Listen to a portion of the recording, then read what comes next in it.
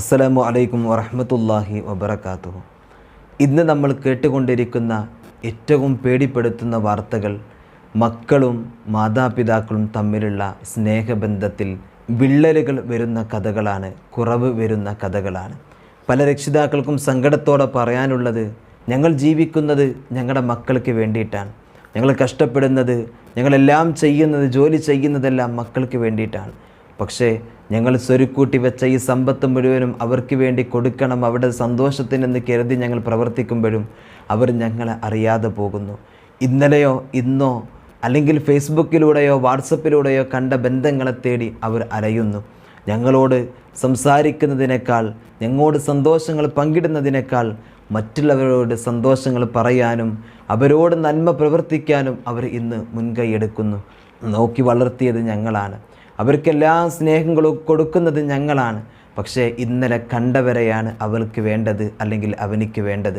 ഈ രൂപത്തിൽ പല രക്ഷിതാക്കളും ഇന്ന് സങ്കടങ്ങൾ പറയുകയാണ്. എന്നും വളർത്തി വലുതാക്കിയ മാതാപിതാക്കളെ തട്ടിത്തെറിപ്പിച്ച് പോകുന്ന എത്രയോ മക്കളുടെ കഥകളാണ് സത്യം പറഞ്ഞാൽ ഇന്ന് നമുക്ക് കാണാൻ കഴിയുന്നത്. എത്രയോ അച്ഛനമ്മമാർ സങ്കടം പറഞ്ഞ് കണ്ണീരൊലിപ്പിക്കുന്ന വാർത്തകൾ നമുക്ക് മുമ്പിലുണ്ട്. മക്കളെന്ന് പറഞ്ഞാൽ അല്ലാഹു സുബ്ഹാനഹു വ തആല നമുക്ക് നൽകിയ വലിയ സമ്പത്താണ്. ഒന്നും നമ്മുടെ ജീവിതത്തിലില്ലെങ്കിലും നാം തന്നെ ഒന്ന് ചിന്തിച്ചാൽ അറിയാം, നമ്മുടെ മക്കൾ നമ്മുടെ തൊട്ടടുത്തുണ്ടെങ്കിൽ, അവർ നല്ല സംസാരങ്ങൾ അവരുടെ ഭാഗത്തു നിന്ന് വരുന്നുണ്ടെങ്കിൽ അത് തന്നെയാണ് ഓരോ മാതാപിതാക്കളുടെയും സന്തോഷമെന്ന് പറയുന്നത്. എൻ്റെ പ്രിയപ്പെട്ട മാതാപിതാക്കൾ മനസ്സിലാക്കണം, മക്കളോടും അതിനനുസരിച്ച് നമ്മൾ നിൽക്കണം. എൻ്റെ പ്രിയപ്പെട്ട മക്കളോട് പറയുകയാണ്, നമ്മുടെ മാതാപിതാക്കൾ അവർ നമുക്ക് വേണ്ടി ജീവിച്ചവരാണ്. വാപ്പാൻ്റെ മുഖത്ത് നോക്കുമ്പോൾ നിനക്ക് ചുളിവ് കാണാം, അവിടെ മുതുക് വളഞ്ഞു പോയത് നിനക്ക് കാണാം. അത് നിൻ്റെ ആയുസ്സിന് വേണ്ടി, നിൻ്റെ ആരോഗ്യത്തിന് വേണ്ടിയിട്ട് അവർ അവിടെ നിന്ന് ഒരുപാട് പണിയെടുത്തത് കൊണ്ടാണ് അവിടെ മുതുക് വളഞ്ഞു പോയത്. ഉമ്മാൻ്റെ കണ്ണിൻ്റെ ഭാഗത്തിലൂടെ നിനക്ക് ഒരു കറുത്ത ചാല് കാണുന്നുണ്ടെങ്കിൽ അത് നിനക്ക് വേണ്ടി, നമുക്ക് വേണ്ടി കരഞ്ഞിട്ട് റബ്ബിൻ്റെ മുമ്പിൽ കരഞ്ഞ് പ്രാർത്ഥിച്ചപ്പോൾ ആ കണ്ണുനീരൊഴിച്ച ചാലുകളാണ്. നമുക്ക് വേണ്ടിയിട്ട് അവർ സമയവും കാലവും നേരം മുഴുവനും മാറ്റിവെച്ച് നമുക്ക് വേണ്ടി പ്രാർത്ഥിക്കുകയാണ്. മാതാപിതാക്കൾക്കെതിരെ എത്രയോ മക്കളാണ് എൻ്റെ പ്രിയമുള്ളവരെ കയ്യോങ്ങുന്നത്, അവിടെ വാക്കുകൾ ചലിപ്പിക്കുന്നത്, അവിടെ പ്രവർത്തനങ്ങൾ ചലിപ്പിക്കുന്നത്. എത്രയോ ഉമ്മമാർ വാപ്പമാർ സങ്കടങ്ങൾ പറയാറുണ്ട്.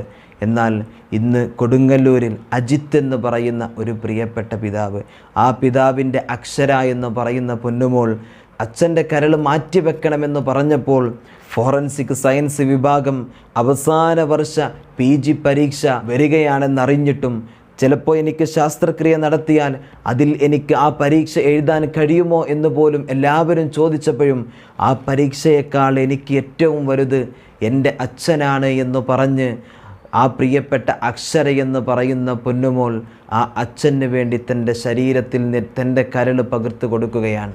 ഒരുപാട് പ്രയാസങ്ങളുണ്ടായിട്ടുണ്ട്. എൻ്റെ പ്രിയമുള്ളവരെ, എനിക്ക് പരീക്ഷയേക്കാൾ എൻ്റെ അച്ഛനാണ് വലുത് എന്ന് അവിടെ നിന്ന് പറഞ്ഞപ്പോൾ എറണാകുളം ലിസി ഹോസ്പിറ്റലിൽ കഴിഞ്ഞ ദിവസം ശസ്ത്രക്രിയ നടത്തി ഹോസ്പിറ്റൽ ബെഡിൽ നിന്നും അച്ഛനെ യാത്രയാക്കുന്നത് ഉത്തർപ്രദേശിൽ അവസാന വർഷ PG ഫോറൻസിക് സയൻസ് വിഭാഗം അവസാന വർഷ പരീക്ഷ എഴുതാൻ വേണ്ടിയിട്ടാണ്.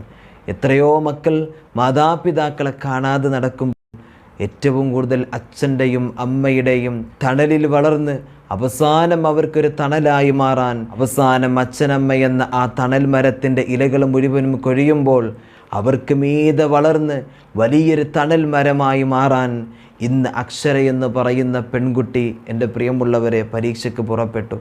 എല്ലാവർക്കും ഭയമായിരുന്നു, കാരണം പരീക്ഷയാണ്, ഈ പരീക്ഷ എഴുതാൻ കഴിയുമോ എന്ന് പേടിച്ചു പോയി. കാരണം ഓപ്പറേഷനാണ്, വല്ലാത്ത പ്രയാസമായിരിക്കും, എന്തു ചെയ്യുമെന്നറിയില്ല.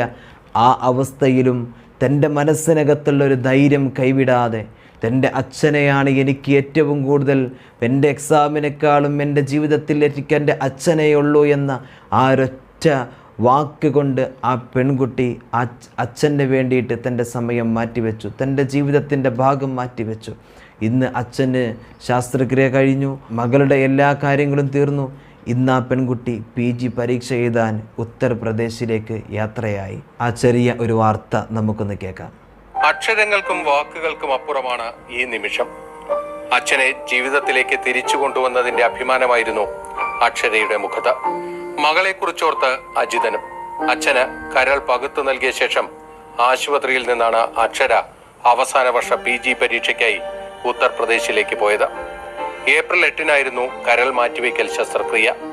അജിതന്റെ ആരോഗ്യനില വഷളായപ്പോൾ പരീക്ഷ എഴുതാൻ കഴിയില്ലെന്നായിരുന്നു അക്ഷര കരുതിയിരുന്നത്. എന്നാൽ എല്ലാം അനുകൂലമായി വന്നു. അങ്ങനെ ആശങ്കകളില്ലാതെ അക്ഷരയ്ക്ക് ഫോറൻസിക് സയൻസ് PG പരീക്ഷ എഴുതാനായി. UP-യിലെ ഡോക്ടർ APJ അബ്ദുൽ കലാം ഇൻസ്റ്റിറ്റ്യൂട്ടിലെ വിദ്യാർത്ഥിയാണ് അക്ഷര. അച്ഛന് വേണ്ടി തൻ്റെ കരൾ കൊടുക്കാൻ വേണ്ടി തയ്യാറായി നിൽക്കുമ്പോഴും അജിതയുടെ ശരീരത്തിനും ചെറിയ ബുദ്ധിമുട്ടുകൾ അനുഭവിച്ചിട്ടുണ്ടായിരുന്നു. ആ ഡോക്ടർ പറയുന്ന ആ ഒരു വാക്ക് നമുക്കൊന്ന് കേൾക്കാം. പരിശോധന സമയത്ത് അജിതന് തലച്ചോറിൽ രക്തസ്രാവം കണ്ടെത്തിയിരുന്നു. ഒരു രക്തസ്രാവം ഉണ്ടായാൽ മേജർ ഓപ്പറേഷൻ കുറഞ്ഞത് 3 മാസമെങ്കിലും നീട്ടിവെക്കണം. ദാതാവായി കണ്ടെത്തിയ അജിതൻ്റെ മകൾക്ക് അവസാന വർഷ പരീക്ഷ അടുത്തു വരുന്നു. അതുകൊണ്ട് കുട്ടി ഒരു മേജർ ഓപ്പറേഷന് തയ്യാറായാൽ പരീക്ഷ മുടങ്ങാനുള്ള സാധ്യതയുണ്ട്. ഈ രണ്ടും പരിഗണിച്ച് കുട്ടിയുടെ നിശ്ചയദാർഢ്യം കൊണ്ടും പരീക്ഷ എഴുതുന്നതിനേക്കാൾ പ്രധാനം അച്ഛൻ്റെ ജീവൻ രക്ഷിക്കുകയാണെന്നുള്ള തീരുമാനത്തിലെത്തുകയും അത് കൊണ്ട് ട്രാൻസ്പ്ലാന്റ് ടീമും ഒരു ബോൾഡ് ഡിസിഷൻ എടുക്കുകയായിരുന്നു. അങ്ങനെ 2 മാസത്തിനുള്ളിൽ രക്തസ്രാവം ഉണ്ടായി. 2 മാസത്തിനുള്ളിൽ ഈ കോംപ്ലക്സ് ഓപ്പറേഷൻ ചെയ്യുകയും രണ്ടുപേരും പൂർണ്ണ സുഖം പ്രാപിക്കുകയും ചെയ്തു. ഇത് അച്ഛനോടുള്ള തൻ്റെ മകൾക്ക് അടങ്ങാനാകാത്ത സ്നേഹത്തിൻ്റെ കഥ. മാതാപിതാക്കളെ അനുസരിക്കാതെ, മാതാപിതാക്കളെ വേണ്ട രൂപത്തിൽ പരിഹരിക്കാതെ, മാതാപിതാക്കൾക്ക് വേണ്ട രൂപത്തിൽ സ്നേഹം കൊടുക്കാതെ മക്കൾ നടക്കുന്നുണ്ടെങ്കിൽ അക്ഷര എന്ന് പറയുന്ന ഈ പെൺകുട്ടി സമൂഹത്തിന് മാതൃകയാണ്. അല്ലാഹു സുബ്ഹാനഹു വ തആല നമ്മുടെ മക്കളൊക്കെ സ്വാലിഹ്യങ്ങളിൽ പെടുത്തട്ടെ, അനുസരണയുള്ള മക്കളിൽ അല്ലാഹു ഉൾപ്പെടുത്തട്ടെ. അസ്സലാമു അലൈക്കും വറഹ്മത്തുള്ളാഹി വബറകാതുഹു.